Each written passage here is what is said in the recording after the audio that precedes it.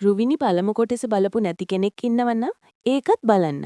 ඒ වගේම මාව සබ්ස්ක්‍රයිබ් කරලා අලුත් කතා ඔයා ළඟටම ගෙන්වා ගන්න. මගේ පාළුව මකා ගන්න මේ කතා ලියන්නේ. ඒක නිසා ඔයාලගේ අදහස් මට ගොඩාක් වටිනවා. රුවිනි එයා අර පිස්සු මිනිහගෙන් ඩිවෝස් වුණා. අපි යාට ඉන්න පුරුවම් හොඳ කාමරයක් හොයාගත්තා. නිදහස් තැනකින්. එයා දැන් ගාමන්ට් යනවා. රුවිනි දැන් ඉස්සරට වඩා ගොඩාක් ලස්සනයි. එයාව දැක්කම මට නම් ඉවසන්න බෑ. මුළු ඇගම හිරිවැටෙනවා. ඒ තරම් ලස්සනයි. අද නිවාඩු දවසක් නිසා මම රුවිනි බලන්න යන්න පිටත් වුණා. යන ගමම් රුවිනිට ලොකු චොක්ලට් එකක් අරගත්තා. ඉතින් රුවිනිගේ බෝඩිමට යනකොට එයා පේන්න හිටියේ නෑ. මම ඉස්සරහා තියෙන පුටුවෙන් වාඩි වෙලා හිටියා. ටික වෙලාවකින් එයා ආවා. එයා මාව දැකලා ලස්සන හිනාවක් දාගෙනම මම ඉස්සරහින් හිටගත්තා. එයා මට කිව්වේ කොල්ලට මම මතක් වෙලා නේද කියලා. මම කිව්වේ කොහොම මේ රන්කද අමතක කරන්න කියලා. රුවිනි මගේ අතින් අල්ලගෙන ගේ ඇතුළට ගියා. ඉතින් මොනවාද බොන්නේ කියලා රුවිනි ඇහුවා. මම කුක්කු බොන්නේ කිව්වා. ඒකද මේ උදේම බොරුවට මාව බලන්න ආවේ කියලා මගෙන් ඇහුවා. එහෙම අහන ගමන් ගිහින් මට තේ එකක් හදනවා. මම එයා ළඟට ගිහින් පිටිපස්සෙන් යාව බදාගත්තා. ඒත් එක්කම මම ගෙනාපු චොකලට් එක ඊට දුන්නා. ගොඩාක් සතුටින් ඒක අරගත්තේ. එයා මට කිස් එකක් දීලා මට තේ එක දුන්නා. මම තේ එක බොන අතරම රුවිනි රූම් එක ඇතුළට ගියා. එයා එළියට ආවේ ඇඳුම් මාරු කරගෙන. එයා කොට සායක් එක්ක ස්කිනි එකක් ඇඳලා හිටියේ. රුවිනිගේ රෝස පාට කලවා දැක්කම මගේ ඇස් අහකට ගන්න හිතෙන්නේ නැහැ. පිරිපුන් ශරීරයක් එයාට තියෙන්නේ. කෙල්ලෙක්ට මේ වගේ ලස්සනක් තියනවා කියන්නේ වාසනාවක්. මම රුවිනිට කිව්වා ඔය ඇඳුමෙට ඔයා ගොඩක් ලස්සනයි කියලා. එයා මගෙන් අහනෝ මම මෙහෙම ඉන්නකොට විතරද ලස්සන කියලා. මම කිව්වා ඉතින් මම දැකලා නෑනේ ඔයා වෙන ඇඳුම් මැදන් ඉන්නවා. එයා අහනෝ මොන ඇඳුමක්ද මම අදින්න ඕනේ කියලා. මම කිව්වා සාරි එකක් අදින්න කියලා. එයා කිව්වා මාව බදිනවනම් එදාට අදින්නම් කියලා. චොකලට් එක කන ගමන් මම හිටපු පුටුවේ ඇඳෙන් වාඩි වුණා. ඉතින් බබෝ කොහොමද කියලා මගෙන් ඇහුවා. අපි ටික වෙලාවක් විස්තර කතා කරා. අද මෙහෙ ඉන්නදාවේ කියලා එයා මගෙන් ඇහුවා. මම මොකුත් නොකියාම එයාව මගේ ළඟට ඇදලා ගත්තා. රුවිනි මගේ ඇඟ උඩට වැටුණා. මොකද ළමයෝ කරන්නේ? කියලා එයා පුටුවෙන් නැගිට්ටා. ඊට පස්සේ එයා එළියට ගියා. මමත් එයා පස්සෙන් ගියා. මම මොකද උනේ කියලා ඇහුවා. එයා පොඩ්ඩක් ඉන්න කියලා බෝඩිමේ අක්කට කතා කරා. අක්ක ගෙදර නෑ වගේ. උදේ කොහෙද යනවා කියලා කිව්වා. ගිහින්ද කියලා බැලුවේ කියාගෙන රුවිනි ගේ ඇතුළට ආවා. රුවිනීට දීලා තියෙන්නේ ගෙදරට පිටින් වෙනම හදපු රූම් එකක්. බෝඩිමේ අක්ක රුවිනි එක්ක ගොඩක් හිතවත්. එයා මන් ගැනත් බෝඩිමේ අක්කට කියලා අක්ක හොඳ කොල්ලෙක් කිව්වලු. බෝඩිමේ අක්කත් ගොඩක් ලස්සන කෙනෙක්. ඉතින් ගේ ඇතුළට ආපු ගමන් මම රුවිනීගේ අතින් ඇදලා ගත්තා.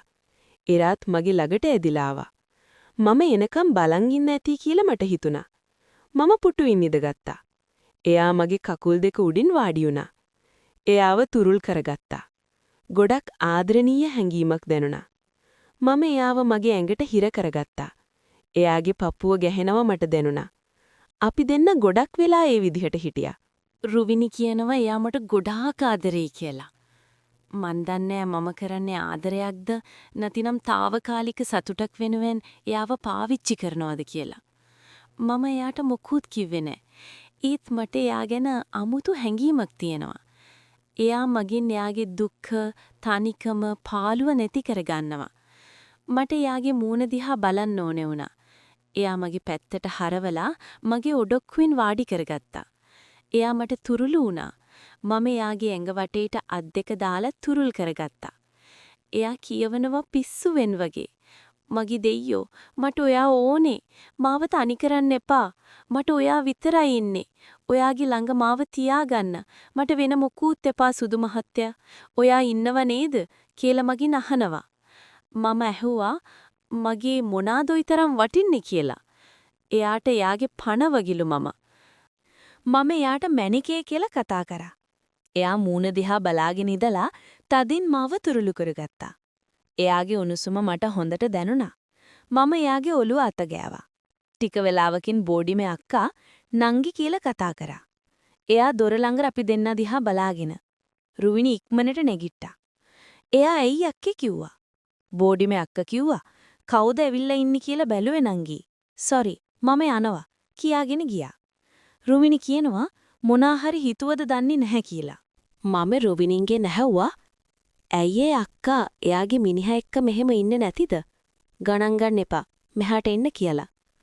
රුවිනි කිව්වා එයාගේ හස්බන්ඩ් එයා දාලා ගිහින්. එයා අවුරුදු ගාණක් තනියම ඔය ඉන්නේ කියලා. මම පව් නේද කියලා රුවිනිට තේක බීපු කෝප්පේ දුන්නා. එයා එක තියලා මට කිව්වා එයාගේ ගෑස් එක ඉවරයි. අලුත් එකක් ගන්න ඕනේ කියලා. මම ඊළඟ කඩේකට ගිහින් ගෑස් එකකුත් ගෙනාවා. ඒක උස්සලා ගන්නකොට මගේ කොන්ද පොඩ්ඩක් ඇඳුණා. මම රුවිනිට කිව්වා කොන්බරි දෙන්වා කියලා. එයා මගේ ටී-ෂර්ට් එක ගලවලා දැම්මා. ගිහින් බෙඩ් එකෙන් හාන්සි වෙන්න කියලා මගේ කොන්ද බාම් ගාලා මසාජ් කරන්න පටන් ගත්තා. එයාගේ සිනිදු ඇඟිලි වලින් මට පුදුම සනීපයක් දැනුණා. එයා මගේ පිට උඩින් වාඩි වුණා. මගේ ඇඟම හිරි වැටුණා වගේ වුණා. කෙල්ල පිට උඩ ඉඳගෙන මාව හොඳට මසාජ් කරා. මසාජ් එක ඉවර වුණේ ගොඩක් දේවල් සිද්ධ වෙලා. අපි ගොඩක් ආදරෙන් සතුටෙන් හිටියයි මොහොත. අපි වෙනම ලෝකික හිටියා වගේ දැනුනේ. ටික වෙලාවක් අපි දෙන්න ආදරෙන් තුරුල් වෙලා හිටියා. මම ඔයාවත් දවසක් මසාජ් කරනවා හොඳද කියලා මම යාට කිව්වා. එයා ආසෙතිනේ කියලා එයා නැගිටලා එළියට ගියා. මම ටික වෙලාවක් එහෙමම හිටියා. කවුරුත් යාගේ පරණ කතා දන්නෙත් නැති නිසා මට හිතුණා එයා මගේම කරගත්තනම් හොඳයි කියලා. ඒත් තව ටික කාලයක් මේ විදිහටම ඉන්නා මොකද හදිස්සි වෙන්න හොඳ නැහැ කියලා මට හිතුණා. රුවිනි එතකොටම රූම් එකට ආවා. එයා අහනවා අපි අමුද ෆිල්ම් එකක් බලන්න කියලා. මමත් හා කියලා ඉක්මනට ලෑස්ති වුණා. අපි එදා රෑ කෑමත් එළියෙන් කෑවා. ෆිල්ම් එක නම් බලුවා. මට ෆිල්ම් එක නම් හරියට බලන්න බැරි වුණා. රුවිනි ළඟ ඉන්නකොට මොන ෆිල්ම්ද මට? එයා කියනවා ආයෙනම් එන්නේ නෑලු මාත් එක්ක ෆිල්ම් බලන්න. මම එයාවත් අරගෙන එයාට බෝඩිමට ආවා. ගොඩක් රෑ වුණා. දවස ගෙවුණා දැනුනේ නෑ. එයා හරි හුරතල් කෙල්ලෙක්. මම එයාට යන්නම් කියලා ආවා. බෝඩිමේ අක්කත් ඇවිල්ලා එයා මාව දැකලා hina වුණා. රුවිනිත් ගොඩාක් දුකෙන් මම යන දිහා බලගෙන ඉන්නවා මම දැක්කා. මේ වගේ තවත් ලස්සන කතා අහන්න බලන්න කැමති හැමෝම සිහින ලෝකයා YouTube නාලිකාව subscribe කරන්න කියලා ආදරෙන් මතක් කරනවා.